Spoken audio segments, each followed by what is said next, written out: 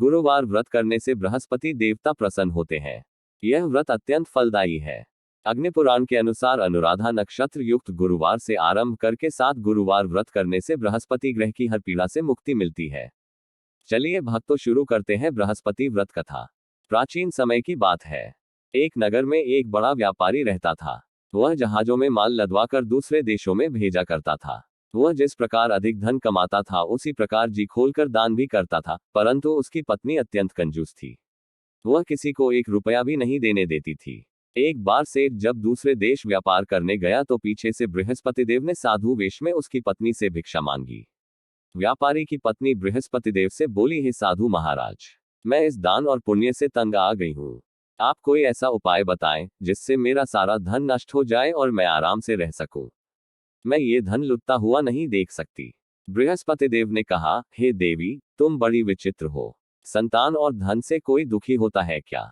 अगर अधिक धन है तो इसे शुभ कार्यों में लगाओ, कुंवारी कन्याओं का विवाह कराओ, विद्यालय और बाग बगीचों का निर्माण कराओ। ऐसे पुण्य कार्य करने से तुम्हारा लोक परलोक सार्थक हो सकता है। परंतु साधु की इन बातों से व्यापारी की पत्नी को खुशी नहीं हुई।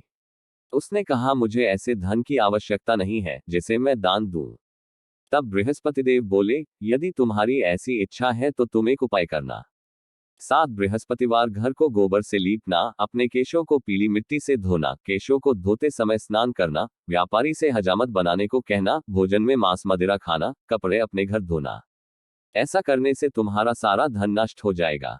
इतना कहकर बृहस्पति देव अंतर्ध्यान हो गए। व्यापारी की पत्नी ने बृहस्पति देव के कहे अनुसार 7 बृहस्पतिवार वैसा ही करने का निश्चय किया। केवल 3 बृहस्पतिवार बीते थे कि उसकी समस्त धन संपत्ति नष्ट हो गई और वह परलोक से धार गई। जब व्यापारी वापस आया तो उसने देखा कि उसका सब कुछ नष्ट हो चुका है। उस व्यापारी ने अपनी पुत्री को सांत्वना दी और दूसरे नगर में जाकर बस गया। वहां वह जंगल से लकड़ी काटकर लाता और शहर में बेचता। इस तरह वह अपना जीवन व्यतीत करने लगा। एक दिन उसकी पुत्री ने दही खाने की इच्छा प्रकट की, लेकिन व्यापारी के पास दही खरीदने के पैसे नहीं थे। वह अपनी पुत्री को आश्वासन देकर जंगल में लकड़ी काटने चला गया।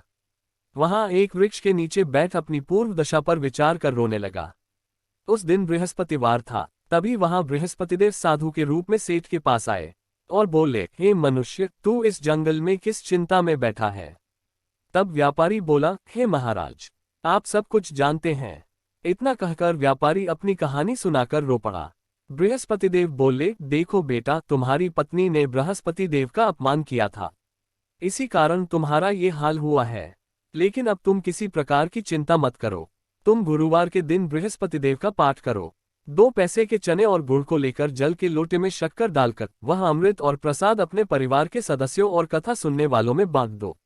स्वयं भी प्रसाद और चरणामृत लो। भगवान तुम्हारा अवश्य कल्याण करेंगे।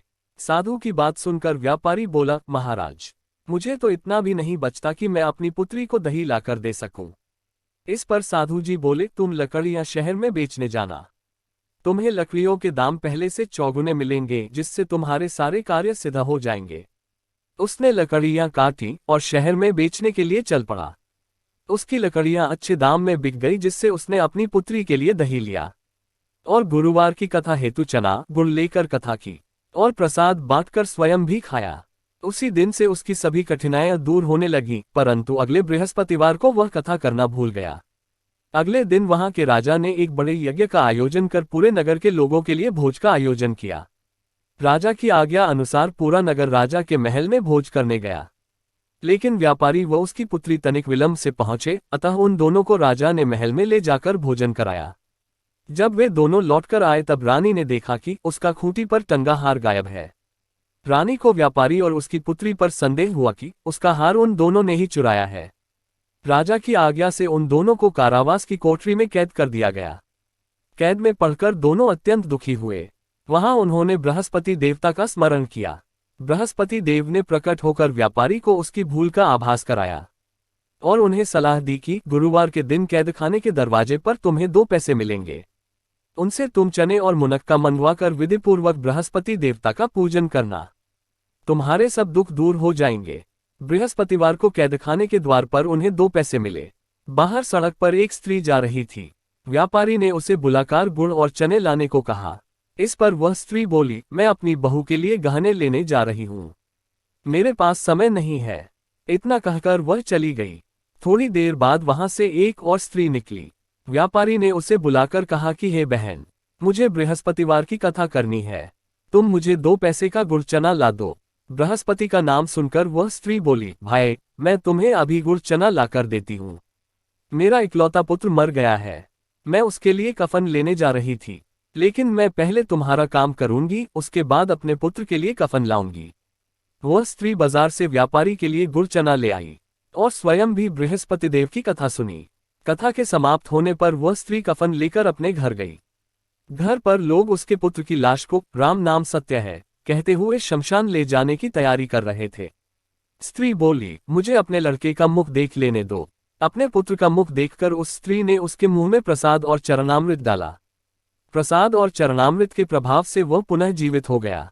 पहली स्त्री जिसने बृहस्पति देव का निरादर किया था, वह जब अपने पुत्र के विवाह हेतु पुत्रवधू के लिए गहने लेकर लौटी और जैसे ही उसका पुत्र घोड़ी पर बैठकर निकला, वैसे ही घोड़ी ने ऐसी उछाल मारी और वह घोड़ी से गिरकर मर गया। ये देख स्त्री रो रोकर बृहस्पति देव से क्षमा याचना करने लगी। उस स्त्री की याचना से बृहस्पति देव साधु वेश में वहां पहुंचकर कहने लगे, देवी, तुम्हें अधिक विलाप करने की आवश्यकता नहीं है। ये बृहस्पति देव का अनादर करने के कारण हुआ है। तुम वापस जाकर मेरे भक्त से क्षमा मांगकर कथा सुनो, तभी तुम्हारी मनोकामना पूर्ण होगी। जेल में जाकर उस स्त्री ने व्यापारी से माफी मांगी और कथा सुनी। कथा के उपरांत वह प्रसाद और चरणामृत लेकर अपने घर वापस गई। घर आकर उसने चरणामृत अपने मृत पुत्र के मुख में डाला। चरणामृत के प्रभाव से उसका पुत्र भी जीवित हो उठा। उसी रात बृहस्पतिदेव राजा के सपने में आए और बोले, हे राजन, तूने जिस व्यापारी और उसकी पुत्री को जेल में कैद कर रखा है, वह बिल्कुल निर्दोष है। तुम्हारी रानी का हार वहीं खूंटी पर टंगा है। दिन निकला तो राजा रानी ने हार खूंटी पर लटका हुआ देखा। राजा ने उस व्यापारी और उसकी पुत्री को रिहा कर दिया और उन्हें आधा राज्य देकर उसकी पुत्री का विवाह उच्च कुल में करवाकर दहेज में हीरे जवाहरात दिए।